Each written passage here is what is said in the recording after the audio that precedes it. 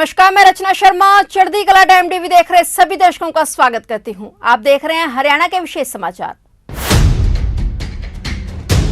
हरियाणा के मुख्यमंत्री मनोहर लाल ने कहा है कि अब पंचायती राज संस्थानों में पिछड़ा वर्ग ए को आरक्षण दिया जाएगा। मुख्यमंत्री मनोहर लाल ने मंत्रिमंडल की बैठक में पंचायती राज संस्थानों में पिछड़ा वर्ग ए को राजनीतिक आरक्षण अधिकारों को मंजूरी दे दी है। हरियाणा पंचायती राज अधिनियम 1994 की धारा 9, 59 और 120 में संशोधन को मंजूरी दी गई है। यह अध्यादेश अब पंचायती राज संशोधित अध्यादेश 2022 कहलाएगा। ग्राम पंचायत में अनुशंसित आरक्षण मंत्रिमंडल द्वारा दी गई मंजूरी के अनुसार प्रत्येक ग्राम पंचायत में पंच के पदों के लिए पिछड़ा वर्ग ए की कुल जनसंख्या प्रतिशत के आधे प्रतिशत की सीट आरक्षित की जाएगी। यदि डेसिमल वैल्यू 0.5 या इससे अधिक है तो इसे अगले उच्च पूर्णांक में पूर्णांकित किया जाएगा। ऐसे वार्डों में अनुसूचित जाति के लिए आरक्षित वार्डों को छोड़कर पिछड़ा वर्ग के लिए ड्रॉ के माध्यम से अलॉट किया जाएगा। प्रत्येक चुनाव में रोटेशन के आधार पर वार्ड आरक्षित किए जाएंगे। मुख्यमंत्री मनोहर लाल ने कहा कि प्रत्येक पंचायत समिति में पिछड़ा वर्ग ए के लिए वार्ड आरक्षित होंगे। पंचायत समिति में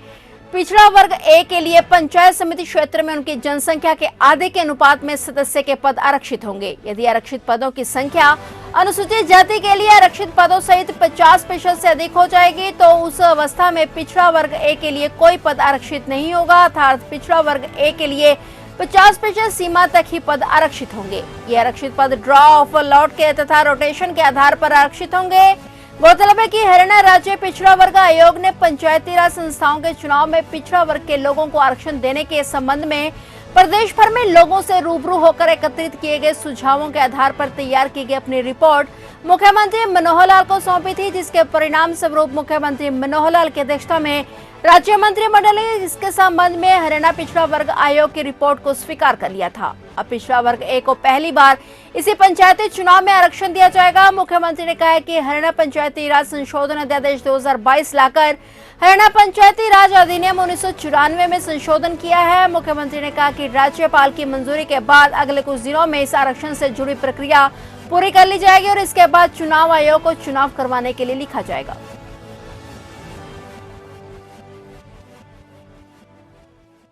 पंचायत चुनाव हम चाहते हैं जल्दी से जल्दी चुनाव हो। इसके लिए सुप्रीम कोर्ट ने पीछे एक निर्णय दिया था कि बैकवर्ड क्लास ए का जो रिजर्वेशन है उसमें कुछ बातें मध्य प्रदेश के चुनाव को लेकर के उन्होंने इंगित की थी कि ये काम होने चाहिए। ट्रिपल टेस्ट नाम से वो एक सारा सिस्टम बनाया था कि भाई इसमें जिस भी वर्ग को हमने रिजर्वेशन देनी है उसका डाटा जो है वो किसी कमीशन के द्वारा ऑथेंटिकेट होना चाहिए। उसके द्वारा एक प्रकार से बताया जाना चाहिए कि इतना डाटा इतनी उसकी परसेंटेज करके हम रिजर्वेशन दे सकते हैं। तो ट्रिपल टेस्ट में पहला यही था कि कमीशन का गठन करना। हमने बैकवर्ड क्लास कमीशन ये गठित किया और उसके बाद उन्होंने वो सारी हर इकाई के हिसाब से, यानी पंचायत का चुनाव के लिए पंचायत को इकाई माना, जिला परिषद के लिए पूरे जिले को माना, ब्लॉक समिति के लिए पूरी ब्लॉक को माना। तो हर एक इकाई की जो कास्ट वाइज जो पॉपुलेशन है, जैसे हम BCA को देना चाहते हैं तो BCA की पॉपुलेशन कितनी है उन्होंने उस हमारे पास डाटा अपना था ही पहले, लेकिन उसको ऑथेंटिकेट करने के लिए उन्होंने सैंपल सर्वे कराया, जगह जगह जाके बैठकें ली और बाद में उन्होंने उसको अप्रूव किया कि हाँ ये डाटा ठीक है। और तीसरा जो ट्रिपल टेस्ट है कि किसी भी हालत में रिजर्वेशन जो है 50% से ऊपर नहीं जानी चाहिए। अभी तक केवल SC की रिजर्वेशन होती थी, अब उसमें BCA की जुड़ गई तो दोनों को मिला करके 50% से ऊपर नहीं हो। SC की क्योंकि पहले से तय है तो जो BC का जो प्रेजेंटेशन जो कोटा बनेगा बैकवर्ड क्लास BCA का इस कमीशन के हिसाब से, उसमें अगर तो 50% के अंदर पूरे का पूरा दिया जा सकता तो जो बताया वो पूरा देंगे, और अगर पूरा नहीं है कुछ कम रह जाता है तो 50% से जितना कम रहा है उतना देंगे। ऐसा एक निर्णय किया। हर गांव की BCA की पॉपुलेशन जो होगी उस पॉपुलेशन की जो परसेंटेज शेयर है उसका 50% उस गांव में मेंबर पंचायत वो रिजर्व होंगे और उसकी रिजर्वेशन कमीशन की रिपोर्ट नहीं है, लेकिन हमने डिपार्टमेंट की ओर से चुनाव आयोग को कहा कि इसका रोटेशन में उसको वो करवाएं, लेकिन कम से कम BCA की अगर 2% भी पॉपुलेशन है तो एक मेंबर जरूर होगा।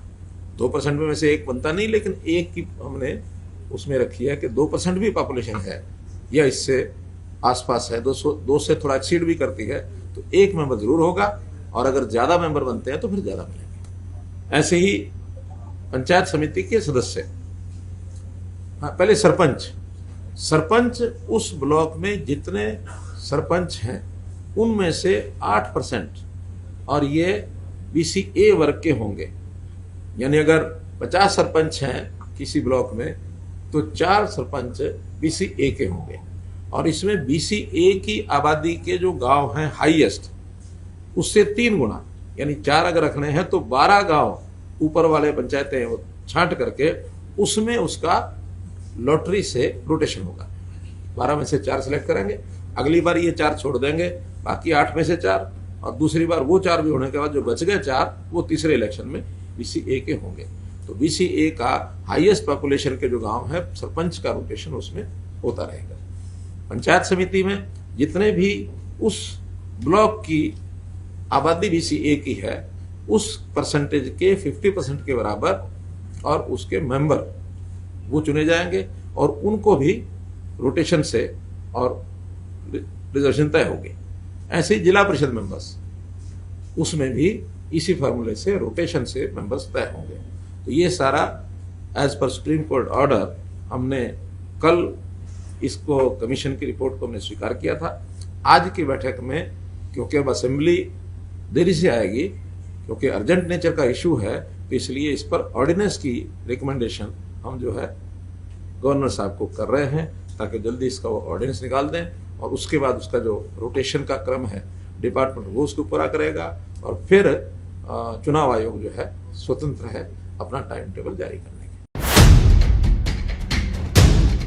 मुख्यमंत्री मनोहर लाल जहां प्रदेश में शिक्षा के स्तर को ऊंचा उठाने के लिए कई प्रभावशाली कदम उठा रहे हैं, वहीं मुख्यमंत्री मनोहर लाल छात्रों का हौसला बढ़ाने का भी काम कर रहे हैं। इसी क्रम में सीएम मनोहर लाल ने हाल ही में नीट परीक्षा में ऑल इंडिया टॉपर महेंद्रगढ़ निवासी तनिष्का से फोन पर बात कर उन्हें बधाई एवं शुभकामनाएं दी। मुख्यमंत्री ने कहा कि नीट परीक्षा में ऑल इंडिया टॉप करके आपने हरियाणा का मान बढ़ाया है। आप अच्छी डॉक्टर बनकर प्रदेश में देश के लोगों की सेवा करें, यही मेरी शुभकामनाएं हैं। वहीं सीएम मनोहर लाल ने तनिष्का से कहा कि भविष्य में शिक्षा से संबंधित या किसी अन्य प्रकार की कोई कठिनाई आती है तो सरकार को बताएं, हरियाणा सरकार हर कदम पर आपकी मदद के लिए तैयार है। तनिष्का ने मुख्यमंत्री को बताया कि उसके पिता अध्यापक हैं जिनका मार्गदर्शन मिलता रहा है। मुख्यमंत्री ने तनिष्का के माता पिता से भी बात की और उन्हें भी बेटी की इस उपलब्धि पर बधाई दी।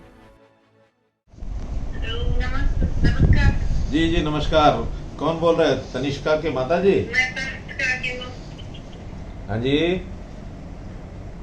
मम्मी बोल रहे हैं। अच्छा, तो पहले तो मैं आपको बधाई दूं कि तनिष्का ने नीट में ऑल इंडिया टॉप किया है। थैंक यू सर, आपको भी, क्योंकि हरियाणा प्रदेश की बेटी है तो हाँ, बिल्कुल। तो कहाँ है तनिष्का बेटी? अभी यही है सर। बात कराओ। हेलो तनिष्का बेटे। Good evening sir. नमस्कार, बहुत बधाई, बहुत शुभकामना। तुमने जो है देश में नीट एग्जाम टॉप करके और हरियाणा का नाम बढ़ाया है। Thank you. हाँ, तो अभी मुझे पता लगा, मैंने कहा मैं बेटे से बात करता हूँ। पापा क्या करते हैं तुम्हारे? पापा टीचर। अच्छा, तो उनका भी लाभ मिला ही होगा, फिर टीचर हैं तो तुम्हें पढ़ाया भी होगा उन्होंने। मतलब अब प्राइमरी जब मैं छोटी थी तब तो हाँ छोटी थी तब तो पढ़ाते थे सर। अभी तो मतलब मैं खुद से पढ़ती थी, पर मम्मी पापा पूरा सपोर्ट करते हैं। वेरी गुड, बहुत अच्छा। तो पापा को भी बधाई देना, पापा को भी हमारी ओर से शुभकामना। कहाँ है पापा? बात करा दूँ। अच्छा, अब नीट पास करने के बाद आप जो है कौन से मेडिकल कॉलेज की चॉइस भरेंगे? एम्स दिल्ली। तो स्वाभाविक है, नीट टॉप किया है तो आप तो देश के किसी भी कॉलेज में जाएंगे तो आपका नंबर 1 आना ही आना है।